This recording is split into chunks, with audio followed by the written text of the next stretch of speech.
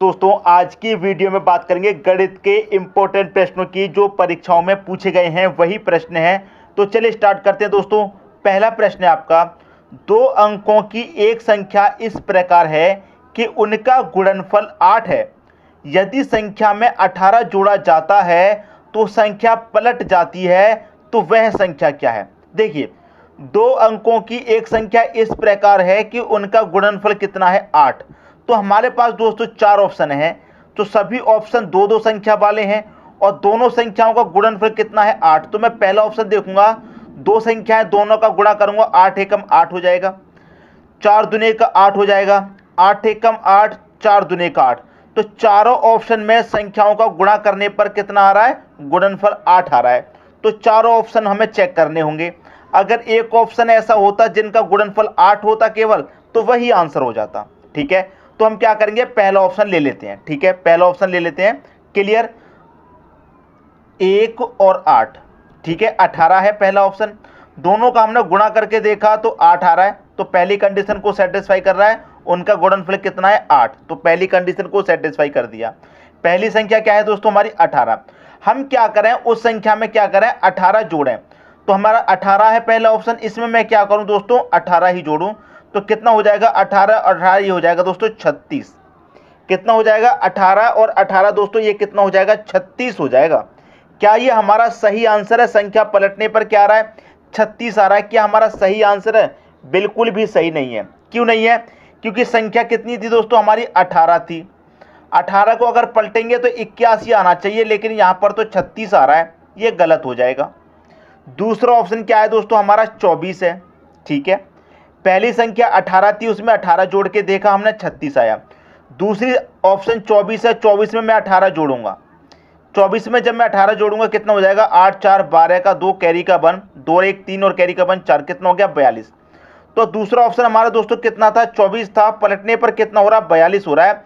तो 24 को पलटेंगे तो 42 ही तो हो जाएगा। अगर संख्या में 18 जोड़ा जाता है तो संख्या पलट जाती है। तो मैंने 24 में 18 जोड़ा तो संख्या पलट गई। 24 का कितनी होगी, 42 हो गई। संख्या पलटने का मतलब है जो बाद में है वो पहले आ जाएगा, जो पहले बाद में संख्या पलट जाएगी। तो बी ऑप्शन हो जाएगा हमारे प्रश्न का सही आंसर। उम्मीद करता हूं सभी को अच्छे तरीके से प्रश्न समझ में आ गया होगा। अब देखेंगे अगला प्रश्न। अगला प्रश्न है, ये प्रश्न भी बहुत जरूरी और बहुत इंपॉर्टेंट है। प्रश्न क्या कह रहा है, एक दिन का कितना प्रतिशत 4 घंटे व 30 मिनट है। एक दिन का, एक दिन में कितने घंटे होते हैं आप जानते हैं, 24 घंटे होते हैं। ठीक है, 24 घंटे होते हैं। पूछ रहा है 4 घंटे व 30 मिनट कितना प्रतिशत है। 4 घंटे व 30 मिनट मतलब क्या हो गया, ये 4.5 हो गया। तो 4.5 को आप क्या लिख सकते हैं, 4 सही 1/2 लिख सकते हैं।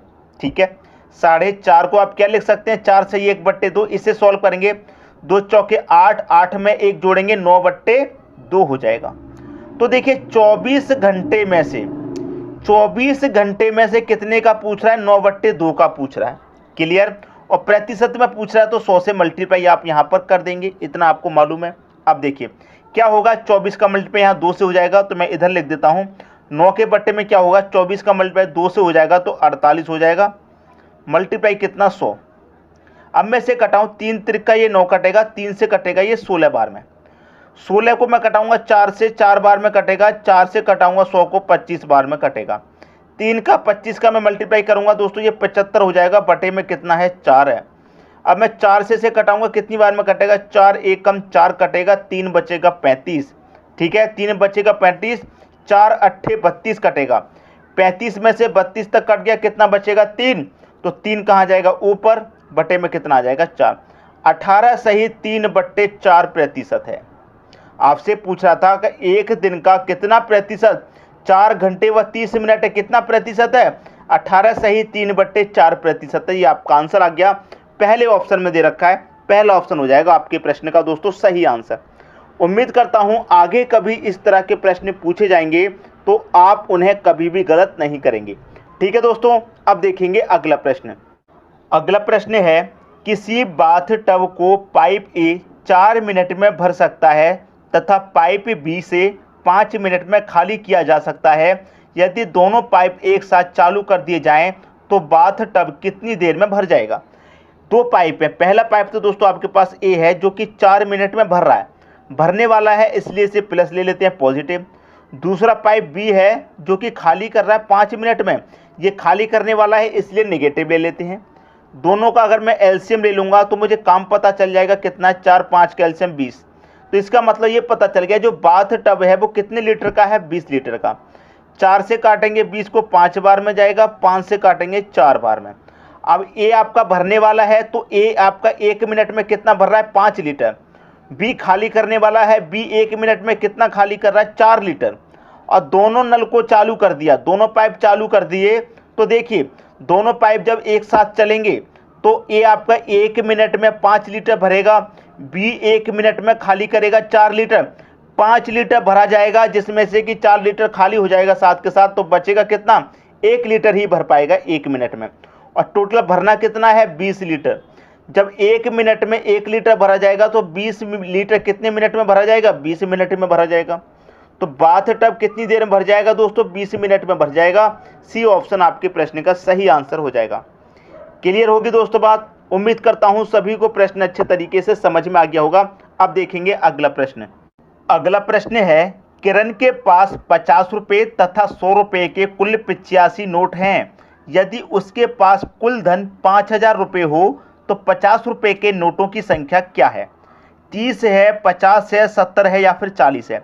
तो ऐसा प्रश्न कभी भी आता है, हम उसको सॉल्व करते हैं गो थ्रू ऑप्शन। सबसे पहले ले लेंगे, मान लेते हैं 50 रुपये के नोटों की संख्या कितनी है, 30 है। मान लेते हैं 50 रुपये के नोटों की संख्या कितनी है, 30 है। कितने के नोट की संख्या, 50 रुपये के नोट की संख्या। अब देखिए 3 पच्चे 15 और 2 जीरो 1500। अगर 50 रुपये के नोटों की संख्या कितनी है, 30 है, तो कितने रुपये हो जाएंगे, टोटल 1500। टोटल नोट 85 हैं। अब 85 में से 50 रुपये के नोट आपने जब 30 मान लिए तो 100 रुपये के नोट आपके पास दोस्तों कितने बचेंगे, 55 बचेंगे। कितने बचेंगे, 100 रुपये के नोट आपके पास कितने बचेंगे, आप कहेंगे सर 55 बचेंगे। यही तो कहेंगे आप, 100 रुपये के नोट आपके पास कितने बचेंगे, 55। कितने के नोट, 100 के। 30 और 55 कितने हो जाएंगे, दोनों मिला के 85। जब 50 के नोट आपने 30 ले लिए तो 100 के नोट 55 बचे, तो ये कितना हो जाएगा, 5500 हो जाएगा। अगर आप दोनों का योग करेंगे तो 1500 5500 कितना हो जाएगा, ये हो जाएगा 7000। और जबकि कुल धन आपके पास 5000 है, तो ये ऑप्शन हो गया गलत। 50 रुपये के नोटों की संख्या 30 नहीं होगी। दूसरा ऑप्शन ले लेते हैं। मान लेते हैं कि 50 रुपये के नोटों की संख्या कितनी है, 50 है। क्लियर। तो 5 पच्चे कितना हो जाएगा दोस्तों, ये 25 हो जाएगा और 2 जीरो 2500। जब 50 रुपये के नोटों की संख्या 50 है, टोटल नोट 85 है, तो 50 नोट हो गए 50 के, तो 100 के कितने बचे, आप कहेंगे सर 35 नोट बचे। कितने के, 100 के। तो ये कितना हो जाएगा, 3500 ये हो जाएगा। दोनों को जोड़ेंगे कितना जाएगा, 6000। जबकि कुल धन आपके पास 5000 है, तो ये ऑप्शन भी गलत हो गया। अब मान लेंगे कि 50 रुपये के नोटों की संख्या कितनी है, 70 है। 50 रुपये के नोटों की संख्या कितनी है, 70 है। 50 रुपये के नोटों की संख्या 7 पच्चे कितना हो जाएगा, 3500 हो जाएगा ये। अब जब 50 रुपये के नोटों की संख्या आपने 70 मान ली तो 100 रुपये के कितने नोट बचे। जब टोटल नोट 85 हैं, 85 में से 70 मान लिए आपने 50 के, 70 मान लिए तो कितने बचे, 100 के। 15 नोट ही तो बचे, 15 नोट बचेंगे दोस्तों 100 के। जब 70 नोट 50 के हैं तो 15 100 के होंगे, तभी तो दोनों मिला के 85, तो 1500 ये हो जाएंगे दोस्तों। अब दोनों को जोड़िए, 3500 और 1500 कितना हो जाएगा, 5000 हो जाएगा।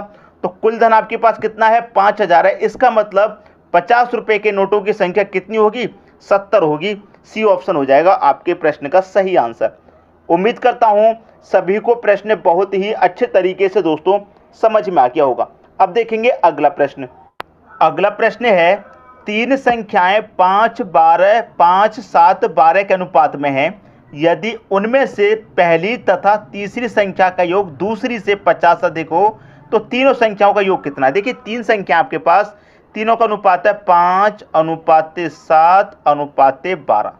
ये तीनों का अनुपात है। अब समझिए इस प्रश्न में क्या कह रहा है, उसे समझिए अच्छे से। प्रश्न में कह रहा है यदि उनमें से पहली तथा तीसरी संख्या का योग, पहली संख्या और तीसरी संख्या का योग, अगर मैं पहली संख्या तीसरी का योग करूं 5 और 12 कितना हो जाएगा, 17। ठीक है, पहली और तीसरी संख्या का योग दूसरी से 50 अधिक है। अब दूसरी संख्या दोस्तों क्या है, 7 है। पहली संख्या और तीसरी संख्या का योग 17 है जो कि दूसरी से कितना अधिक है 50।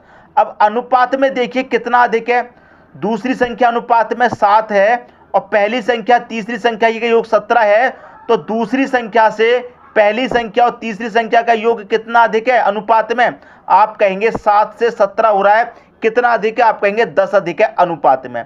जब अनुपात में है 10 अधिक और यहां पर कितना है 50 अधिक, तो 10 बराबर 50 के हो जाएगा। जब 10 बराबर 50 के तो 1 बराबर कितना, 1 का मान 5 हो जाएगा। आपसे क्या पूछ रहा है, तीनों संख्याओं का योग कितना है? तीनों संख्या निकाल लीजिए। 5 का मल्टीप्लाई 5 से करेंगे तो 25, पहली संख्या 25। 5 का मल्टीप्लाई 7 से करेंगे, दूसरी संख्या कितनी हो जाएगी 5 7 35। तीसरी में मल्टीप्लाई कर दो 12 में, 12 25 कितना हो जाएगा 60, तीसरी संख्या 60 है। क्लियर? तीसरी संख्या दोस्तों कितनी है 60 है, 600 नहीं 60 है, 12 25 60। तीनों का योग पूछ रहा है तो तीनों का योग कर दीजिए। 25 और 35 को जोड़ेंगे कितना हो जाएगा दोस्तों 60। 60 में 60 जोड़ेंगे कितना हो जाएगा 120। तो तीनों संख्याओं का योग कितना है 120 है। बी ऑप्शन हो जाएगा आपके क्वेश्चन का सही आंसर। उम्मीद करता हूं सभी को प्रश्न बहुत अच्छे तरीके से दोस्तों समझ में आ गया होगा। अब देखेंगे अगला प्रश्न। अगला प्रश्न है 50 व्यक्तियों की औसत उम्र 45 वर्ष है, तो 10 वर्ष के बाद उनकी औसत उम्र कितनी होगी? देखिए दोस्तों यहाँ पर सीधा सीधा समझिए, 50 व्यक्तियों की औसत उम्र कितनी है 45 वर्ष है। ठीक है, 50 व्यक्ति की औसत उम्र कितनी है 45 वर्ष है। अगर मैं इसमें 10 और जोड़ दूं तो उसके बाद उनकी औसत उम्र क्या होगी?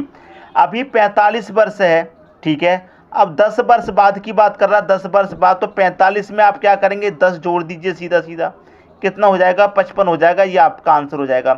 कोई अलग से मेथड मत लगाइए, जो सीधा सीधा सामने हमें नजर आ जाए उसी को सॉल्व कीजिए, आंसर आएगा। ठीक है, 55 देखिए किस ऑप्शन में दे रखा है, सी ऑप्शन में दे रखा है, ये आपके प्रश्न का सही आंसर आ जाएगा। कभी भी इस तरह का प्रश्न हो कि इतने व्यक्ति को औसत उम्र इतनी है तो इतने वर्ष बाद कितनी होगी, जो औसत उम्र है उसी में जोड़ दीजिए जो आपको वर्ष पूछ रहा है बाद में। 45 में 10 जोड़ दीजिए, 55 आपका आंसर। क्लियर हुई बात, सबकी समझ में आ गया? अब देखते हैं अगला प्रश्न। अगला प्रश्न है 12 बंदर 12 केले 12 मिनट में खा सकते हैं, तो 4 बंदर 4 केले कितने मिनट में खा सकते हैं? देखिए इसके लिए फॉर्मूला क्या होता है, M1 D1 T1 पूरे का बटा W1 बराबर M2 D2 T2 पूरे का बटा दोस्तों W2, ये फॉर्मूला होता है। ठीक है, M क्या है, कार्य करने वाला कितने हैं 12 बंदर हैं कार्य करने वाले, N2 D का मतलब होता है दिन। दिन आपको नहीं दिया गया, दिया गया या नहीं दिया गया? आप कहेंगे दिन दिया गया है 12 मिनट में, टाइम दिया गया 12 मिनट में। क्लियर, टाइम दिया गया, दिन आपको नहीं दिया गया, टाइम दिया गया 12 मिनट का, तो 12 लिखेंगे। ठीक है, W का मतलब होता है वर्क। वर्क है दोस्तों 12 केले खाने का, जो 12 बंदर हैं उनके पास कितना वर्क है 12 केले खाने का वर्क है, कितने समय में 12 मिनट में। तो समय भी लिख लिया, वर्क कितना है हमारा 12 मिनट का, बराबर बाद में कितने बंदर हैं 4 बंदर हैं, 4 लिखिए। कितने समय में खा लेंगे, कितने मिनट में खा लेंगे, टाइम आपसे पूछ रहा है, T2 पूछ रहा है। और वर्क कितना है दोस्तों 4 केले खाने का उनका वर्क है, तो 4 लिखेंगे।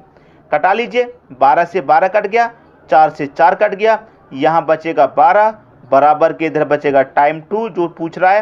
तो कितना समय लगेगा 12 मिनट का समय लगेगा।